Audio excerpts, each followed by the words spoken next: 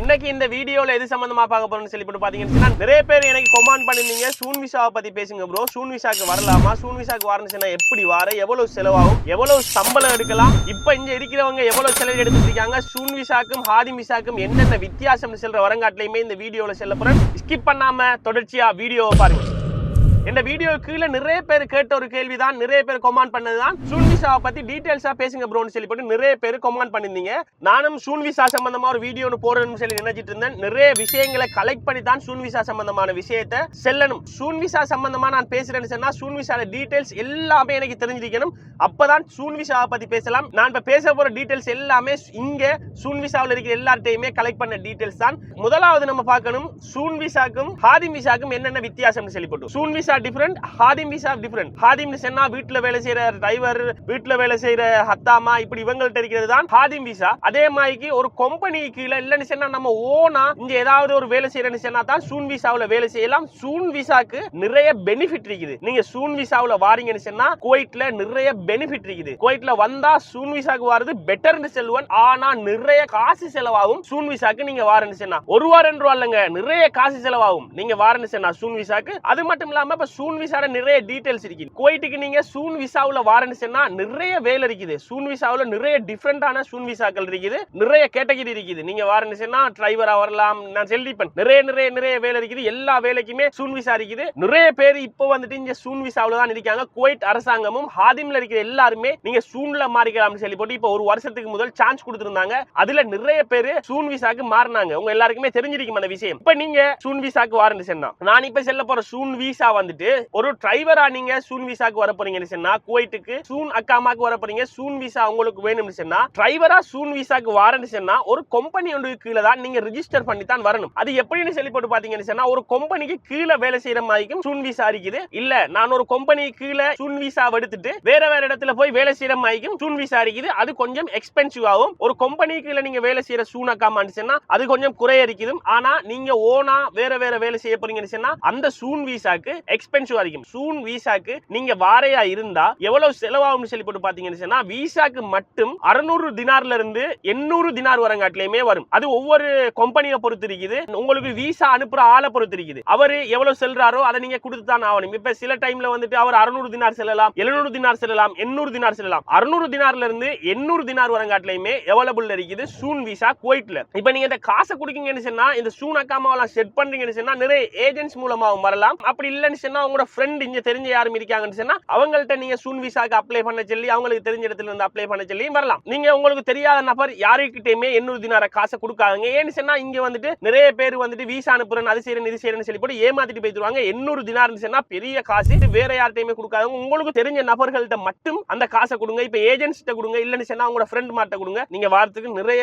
Company இருக்குது. இப்ப சூன் அக்காமா வந்துட்டு குவைட்ல அவைலபிளா இருக்குது. நீங்க சூன் அக்காமாக்கு வரலாம். எந்தவித பிரச்சனையுமே இல்லாம நீங்க சூன் அக்காமாக்கு குவைட்டுக்கு வரலாம். உங்களுக்கு இப்ப விசா ஓகே ஆகி விசா அப்ளை ஆயிட்டுன்னு சொன்னா நீங்க மத்த வேலையெல்லாம் செஞ்சு மெடிக்கல் டிக்கெட்னு சொல்லி போட்டு எல்லாமே ஓனா நீங்க தான் போட்டு குவைட்டுக்கு வர மாதிரி இருக்கும். குவைட்டுக்கு வந்ததுக்கு பிறகு வந்துட்டு உங்களுக்கு லைசன் இருக்கும். சிலாக்களுக்கு வந்துட்டு லைசன் இருக்காது. அந்த லைசன் இருக்கிறாக்கள் வந்துட்டு லைசனை ரினியூவல் பண்ணணும். லைசன் இல்லாதாக்கள் வந்துட்டு புதுசா லைசன் எடுக்கணும். லைசன் இல்லாம வாராளுக்கு இன்னும் நிறைய எக்ஸ்பென்சிவ் ஆகிறதுக்கு வாய்ப்பு இருக்குது. ஆனா லைசனோட நீங்க குவைட்டுக்கு வந்தீங்கன்னு சொன்னா ஒரு மாசத்துக்குள்ளேயே உங்க லைசனை ரினியூவல் பண்ணி எடுத்துக்கலாம். ரினியூவல் பண்றதுதான் லேசி தான். அது நீங்க குவைட்டுக்கு வந்துட்டீங்கன்னு சொன்னா அதுக்கு பிறகு எக்ஸ்பென்சிவ் ஆகாது, குறையத்தான் வரும். நான் நினைக்கிறேன் 100-150 தினாருக்குள்ள தான் செலவாகும். அதுக்கு பிறகு பெரிய எக்ஸ்பென்சிவா செலவு எதுவுமே ஆகாது. நீங்க லைசன் ரினியூவல் பண்ணி உங்க ஃபத்தாகா ரினியூவல் பண்ணி எடுத்தீங்கன்னு சொன்னா உங்களுக்கு விசா அனுப்புற ஆள் வந்துட்டு ஒரு மாசத்துக்குள்ளே அதெல்லாம் முடிச்சு தந்துருவாரு. ஒரு மாசத்துக்கு பிறகு உங்க கையில லைசன் இருக்கும். லைசன் எடுத்துட்டு நீங்க வேலை செய்யறது தான். நான் சொன்னது வந்துட்டு ஒரு வருஷத்துக்கு தான் அக்காம் அடி தருவாங்க, 2 வருஷத்துக்கு அடி தர மாட்டாங்க. ஒரு வருஷத்துக்கு அக்காம் அடி தருவாங்க. வருஷம் நீங்க ரினியூவல் பண்ணிக்கணும் அக்காமாவை. நீங்க புதுசா வாரீங்கன்னு சொன்னா உங்களுக்கு டிரைவிங் லைசனுக்கு போட்டு நீங்க இந்த கிளாஸுக்கு எல்லாம் போய் டிரைவிங் எல்லாம் பழவி அதுக்கு பிறகு நீங்க டிரைவிங் லைசன் எடுத்தீங்கன்னு சொன்னா எந்த வித பிரச்சனையுமே இல்ல. அப்படியும் நிறைய பேர் வந்து டிரைவிங் லைசன்ஸ் எடுத்து வேலை செஞ்சுட்டு இருக்காங்க. ஃபர்ஸ்ட்டுக்கு வந்துட்டு நீங்க 800 தினார் காசு கட்டுவீங்க. அதுக்கு பிறகு விசா அப்ளை ஆகும். அதுக்கு பிறகு வந்துட்டு நீங்க டிக்கெட் போட்டு குவைட்டுக்கு வரீங்க. குவைட்டுக்கு வந்ததுக்கு பிறகு டிரைவிங் லைசனை ரினியூவல் பண்ணீங்க. டிரைவிங் லைசனை ரினியூவல் பண்ணதுக்கு பிறகு இப்ப வேலை தேடணும். வேலை தேடுறது எப்படின்னு சொன்னா அது உங்களோட திறமையை பொறுத்து இருக்குது. நீங்க என்ன வேலை செய்ய போறீங்க, டிரைவிங் வேலையில என்ன வேலை செய்ய போறீங்க. இப்ப நிறைய குவைட்ல பாத்தீங்கன்னா டெலிவரி வேலை தான் நிறைய பேர் செஞ்சுட்டு இருக்காங்க. நீங்க டெலிவரி வேலை செய்ய போறீங்களா இல்ல வேற வேற வேலை செய்ய போறீங்களான்னு சொல்லி நீங்க தான் சூஸ் பண்ணணும். சூன் அக்காமாக்கு நீங்க வாரன்னு சொன்னா ஃபுல்லா உங்களுக்கு எவ்வளவு செலவாகும்னு சொல்லி போட்டு பாத்தீங்கன்னு சொன்னா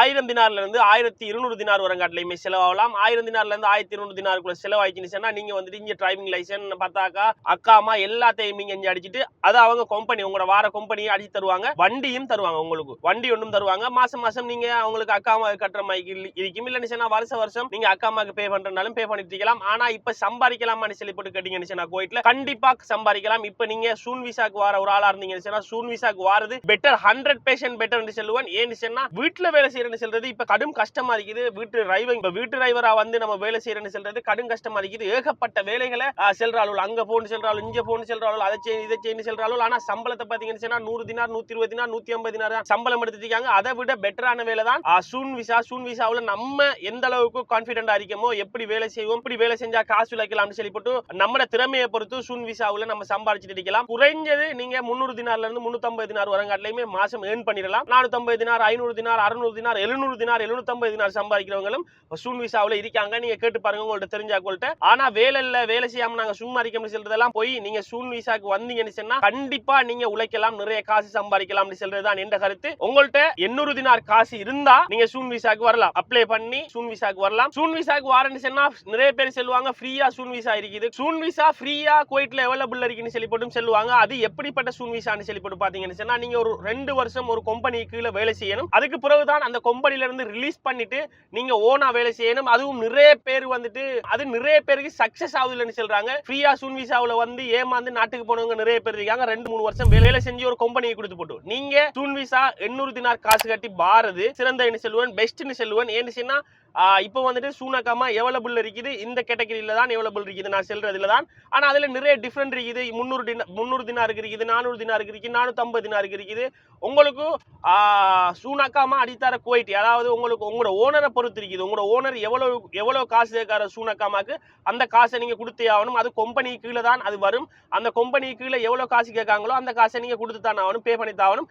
நான் சொல்றது அன்னளவா 600 தினார்ல இருந்து 800 தினாருக்குள்ள நீங்க சூனக்காமாக்கு வரண்டா கண்டிப்பா செலவு போயே ஆகும். நீங்க குவைட்டுக்கு வந்து வேலையெல்லாம் செட் பண்ணி எடுக்கிறதுக்கு 1 மாசம் அல்லது 1.5 மாசம் போகும். 1.5 மாசத்தால உங்களோட லைசன்ஸ்லாம் ரினியூல் பண்ணி உங்களோட 10 காவல அடிச்சு உங்களுக்கு வேலையெல்லாம் நீங்க செட் பண்ணி எடுக்கிறதுக்கு 1.5 மாசம் ஆகும். 1.5 மாசத்துக்கு அப்புறம் நீங்க ஓனா வேலை செஞ்சுட்டே இருக்கலாம். இதுதான் சூனக்காமான சுருக்கம். எல்லாருமே நிறைய பேர் கேட்டிருந்தீங்க சூனக்காமான்னு சொன்னா எப்படி, சூனக்காமாக்கு வரலாமா, வந்தா வேலை செய்யலாமா, எப்படி செலவாகும், என்ன மாதிரி செலவாகும், அது டீடைல்ஸ் கொஞ்சம் செல்லுங்கன்னு சொல்லி நிறைய பேர் கமெண்ட் பண்ணிருந்தீங்க.